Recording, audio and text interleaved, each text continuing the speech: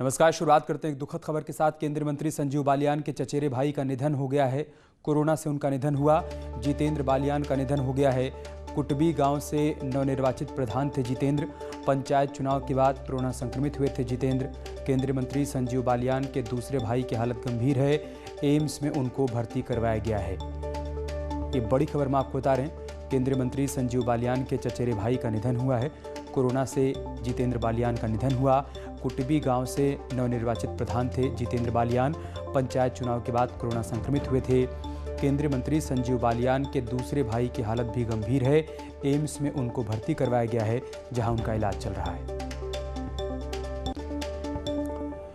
अपने सहारनपुर दौरे के दौरान सीएम योगी सोमवार को कोरोना संक्रमित मरीजों से संवाद करते हुए नजर आए। सीएम ने कंटेनमेंट जोन में जाकर होम आइसोलेशन में रह रहे मरीजों का हाल जाना। सीएम योगी ने ग्राम पंचायत बलवंतपुर में होम आइसोलेशन केंद्र का निरीक्षण किया।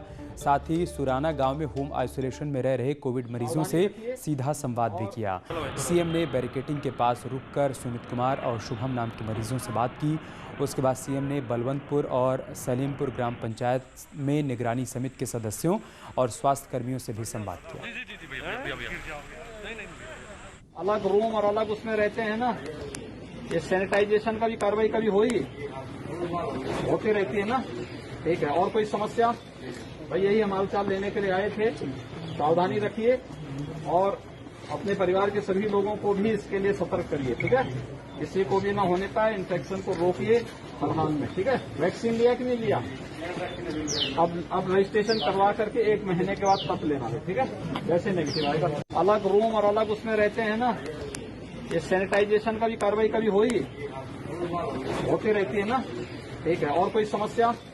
भाई यही हम हालचाल लेने के लिए आए थे। सावधानी रखिए और अपने परिवार के सभी लोगों को भी इसके लिए सतर्क करिए। ठीक है, किसी को भी ना होने पाए, इन्फेक्शन को रोकिए हर हाल में। ठीक है, वैक्सीन लिया कि नहीं लिया? अब रजिस्ट्रेशन करवा करके 1 महीने के बाद तब लेना है। ठीक है, वैसे नहीं। उत्तर प्रदेश में गांव में निगरानी और टेस्टिंग से काबू में हो रहा है कोरोना। यूपी के ग्रामीण इलाकों में शहर से ज्यादा हो रहे हैं कोरोना टेस्ट। अब तक प्रदेश में करीब 4.5 करोड़ कोरोना टेस्ट किए गए हैं। इसमें से 2 करोड़ 32 लाख टेस्ट सिर्फ ग्रामीण इलाकों में हुए हैं। और ये कोशिश की जा रही है कि ग्रामीण इलाकों में संक्रमण को कम किया जा सके, उन आंकड़ों को कम किया जा सके, और उसका असर भी देखने को मिल रहा है। ट्रेसिंग, टेस्टिंग और ट्रीटमेंट के जरिए ग्रामीण इलाकों में कोरोना पर काबू पाया जा रहा है।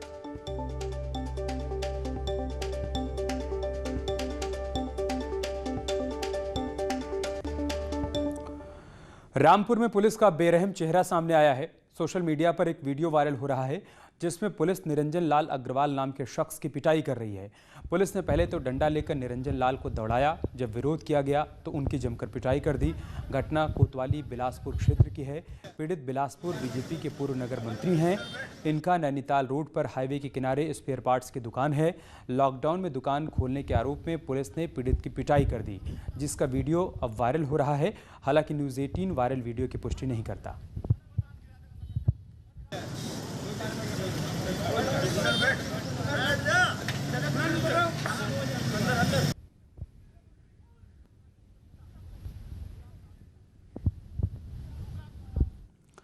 लखीमपुर खीरी में काली नदी के जरिए इंडो नेपाल बॉर्डर पर नशीले पदार्थों की हो रही तस्करी का वीडियो वायरल हो रहा है। जानकारी के मुताबिक बॉर्डर से अफीम, चरस, गांजा, नशीली दवाई, चीनी की तस्करी जमकर हो रही है और सुरक्षा एजेंसियां हाथ पर हाथ धरे बैठी हैं। बॉर्डर पर कई कुख्यात तस्कर सक्रिय हैं। ये तस्कर गरीब नेपाली महिलाओं का सहारा लेकर तस्करी को अंजाम दे रहे हैं। ये महिलाएं इंडो नेपाल बॉर्डर से गुजरने वाली काली नदी के किनारे चोर रास्तों से जान जोखिम में डालकर इस वारदात को अंजाम देती हैं। तस्करी का वीडियो इलाके में चर्चा का विषय बना हुआ है, लेकिन न्यूज़ 18 इस वायरल वीडियो की पुष्टि नहीं करता है।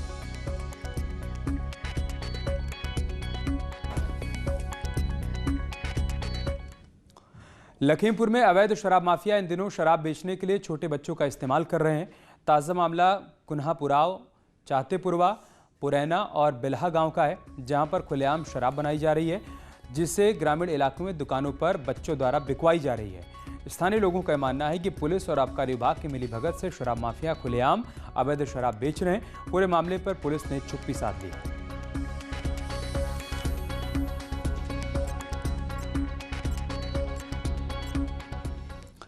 यूपी के कौशाम्बी में बालू घाटों से ओवरलोडिंग का खेल नहीं बंद हो रहा है।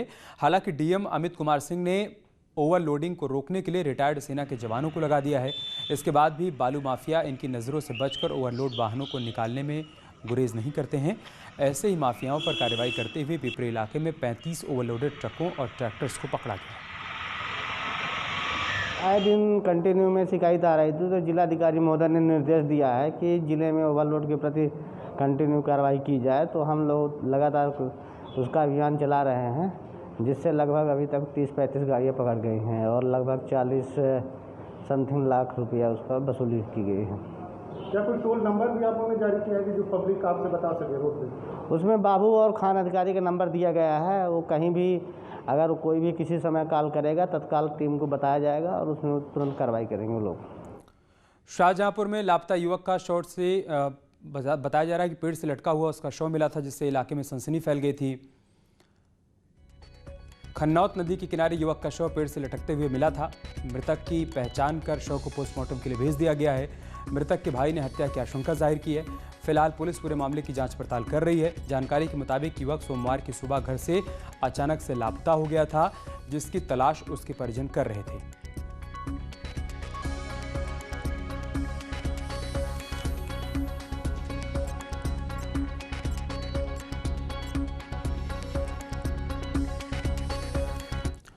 इटावा के सैफई थाना इलाके के ग्राम नगला लाले में एक नवविवाहिता का शव साड़ी के फंदे से पंखे से झूलता हुआ मिला। नवविवाहिता दीक्षा की शादी पिछले साल जून में हुई थी। शादी को 1 साल भी पूरे नहीं हुए थे कि दीक्षा का शव उसके ससुराल में फंदे से लटकता मिला। पिता की तहरीर पर पुलिस ने पति और सास ससुर के खिलाफ दहेज हत्या और उत्पीड़न का मुकदमा दर्ज कर आरोपियों की तलाश शुरू कर दी है।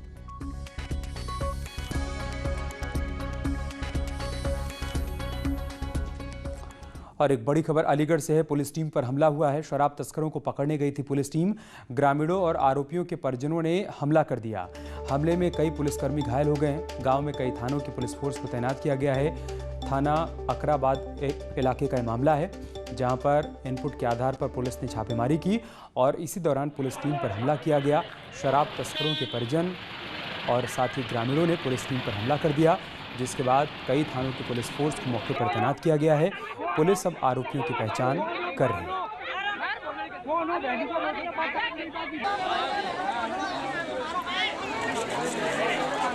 तो पुलिस इधर से शराब रख के लेगी, उस तरह के गांव के लोग आरोप लगा रहे हैं। पुलिस की आरोप में सत्य लिखा जाता नहीं है, इसकी जांच की जा रही है। पुलिस को जो सूचना मिली थी, पुलिस ने मौके से शराब बरामद करी है, लोगों को भी पकड़ा है। इसी बात से आक्रोशित होकर उन व्यक्तियों द्वारा हमला किया गया पुलिस। चित्रकूट जेल में शूटआउट मामले के तार बागपत जेल में मुन्ना बजरंगी हत्या के मामले से जुड़ रहे हैं और चित्रकूट जेल का वार्डर जगमोहन संदेह के घेरे में आ गया है, क्योंकि मुन्ना बजरंगी की हत्या के समय जगमोहन ही बागपत जेल का वार्डर था और मुन्ना बजरंगी की हत्या के बाद ही जगमोहन का तबादला चित्रकूट में हुआ था। जगमोहन 6 मई को कोरोना के चलते छुट्टी पर था और 13 मई की शाम को उसे जेल में देखा गया और 14 मई को शूटआउट के समय भी जगमोहन जेल में था। आरोपी अंशु दीक्षित को पिस्टल पहुंचाने के मामले में जगमोहन की भूमिका की जांच हो रही है। अंशु के पास मोबाइल होने की भी जानकारी मिल रही है। अब जांच कमेटी और पुलिस जगमोहन की भूमिका की जांच पड़ताल में जुट गई है।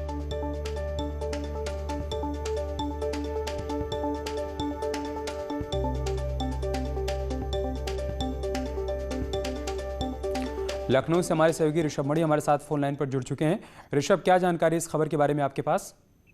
अमित, देखिए, जो जेल सूत्र है उनके हवाले से ये खुलासा हो रहा है कि जगमोहन एक ऐसा किरदार है जो बागपत जेल में मुन्ना बजरंगी की जब हत्या हुई थी तो वो बागपत जेल में मौजूद था, वहां पे वार्डर था।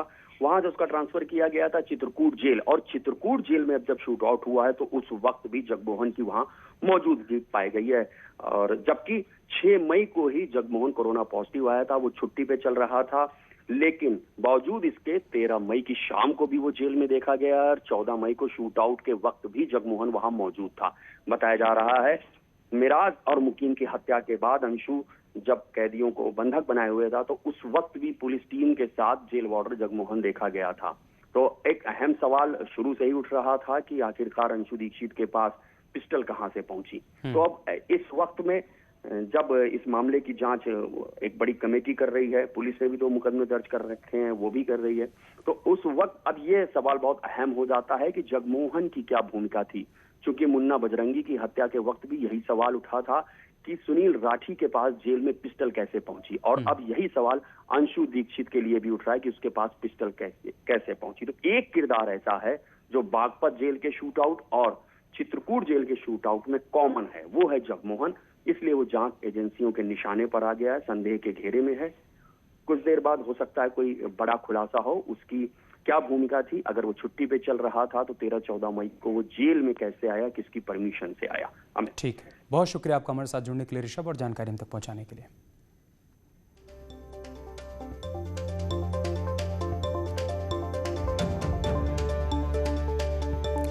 तो चित्रकूट जेल में शूटआउट मामले में बड़ा अपडेट सामने आया है।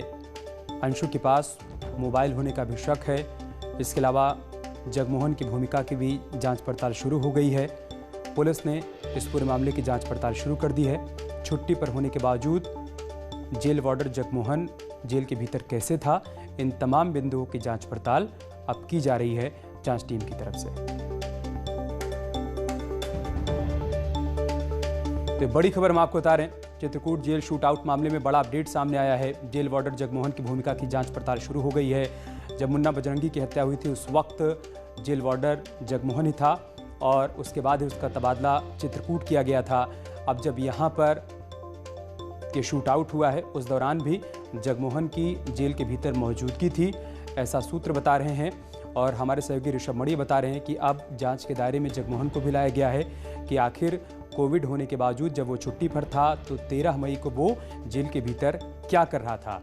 अंशु अवस्थी ने जब शूटआउट किया उसके बाद उसने कुछ कैदियों को जब बंधक बनाए रखा, उस दौरान भी जगमोहन जेल के भीतर ही मौजूद था। लिहाजा तमाम बिंदुओं पर जांच पड़ताल की जा रही है कि आखिर अंशु दीक्षित तक पिस्टल कैसे पहुंची, उसके पास जो फ़ोन था वो कैसे उस तक पहुंचा, इसमें जगमोहन का क्या रोल था। इन तमाम कड़ियों को फिलहाल जोड़ा जा रहा है और बिंदुवार इन सभी की जांच पड़ताल की जा रही है। उम्मीद ये की जा रही है कि हो सकता है कि अब से थोड़ी देर बाद इस पूरे मामले में कुछ बड़ा खुलासा हो, लेकिन सूत्रों के हवाले से बड़ी खबर सामने आई है जो इस वक्त हम आपके साथ साझा कर रहे हैं। चित्रकूट शूटआउट मामले में ये बड़ा अपडेट सामने आया है। जगमोहन की भूमिका की जांच पड़ताल शुरू हो चुकी है। तो बागपत जेल में मुन्ना बजरंगी हत्या के मामले से अब इसके तार जुड़ रहे हैं और चित्रकूट जेल का वार्डर जगमोहन संदेह के घेरे में आ गया है, क्योंकि मुन्ना बजरंगी की हत्या के समय जगमोहन ही बागपत जेल का वार्डर था और मुन्ना बजरंगी की हत्या के बाद ही जगमोहन का तबादला चित्रकूट किया गया था। जगमोहन 6 मई को कोरोना के चलते छुट्टी पर था और 13 मई की शाम को उसे जेल में देखा गया और 14 मई को शूटआउट के समय भी जगमोहन जेल में था। आरोपी अंशु दीक्षित को पिस्टल पहुंचाने के मामले में जगमोहन की भूमिका की जांच शुरू हो गई है।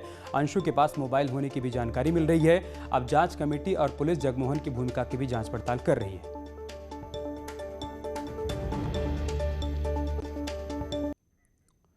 और अब खबर शामली से, जहां पर सोनटा रसूलपुर गांव में रहस्यमय बुखार से एक सप्ताह में 5 लोगों की मौत का मामला सामने आया है, जबकि कई लोग अभी भी बुखार से संक्रमित हैं। अचानक मौतों से ग्रामीणों में दहशत का माहौल है। ग्रामीणों को गांव में कोरोना फैलने की आशंका है, लेकिन अभी कोई भी साफ तौर पर यह नहीं बता पा रहा है कि कोरोना का संक्रमण है या फिर कुछ और। वही मामला सामने आने के बाद जिलाधिकारी ने संज्ञान लिया और बताया कि जिले के सभी गांव के लिए निगरानी दस्ता बनाया गया है, जो घर घर जाकर लोगों की जानकारी ले रहा है और साथ ही एक कंट्रोल रूम भी बनाया गया है। अगर किसी गांव में कोई परेशानी हो तो फोन पर जानकारी दी जा सकती है और जल्द ही समाधान का भरोसा भी मिलेगा।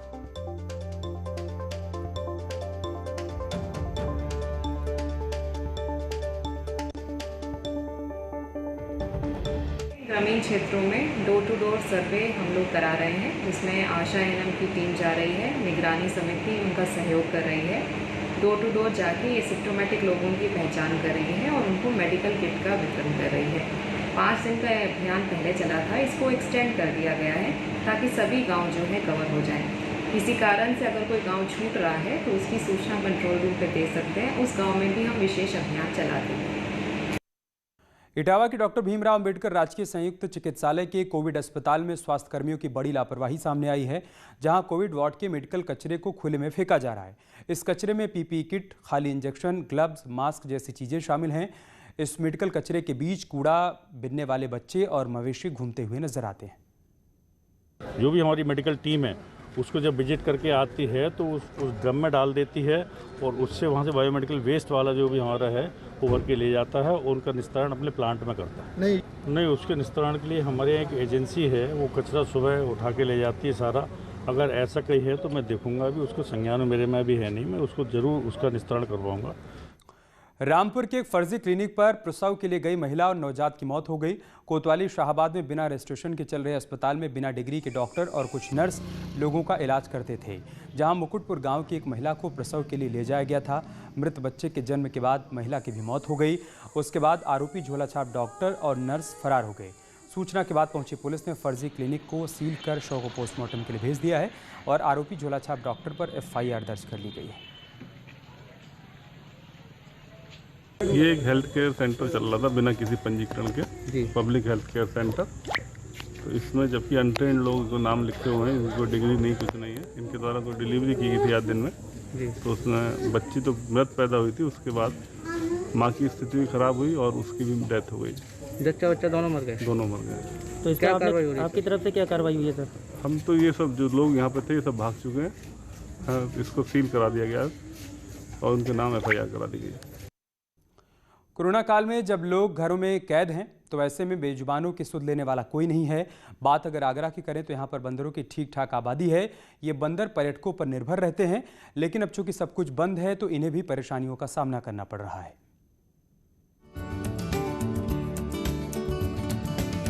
आगरा में जब कोरोना कर्फ्यू लगा तो उसका असर सिर्फ इंसानों पर नहीं बल्कि बेजुबान जानवरों पर भी हुआ।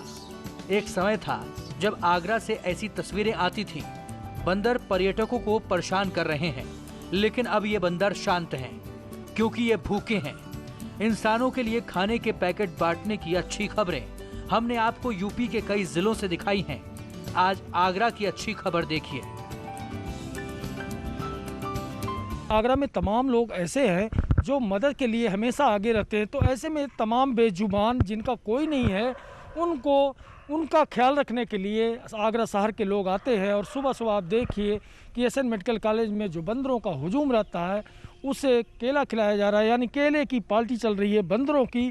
तो ये ज़रूरी भी है क्योंकि जीव जंतु भी हमारे अपने हैं और इनकी रक्षा का दायित्व भी हम सभी का है। तो ऐसे में तमाम लोग जो स्ट्रीट डॉग को भोजन कराते हैं तो उसमें बड़ी संख्या ऐसे लोगों की भी है जो बंदरों को जो है बंदरों की सेवा करते हैं सुबह सुबह आकर के।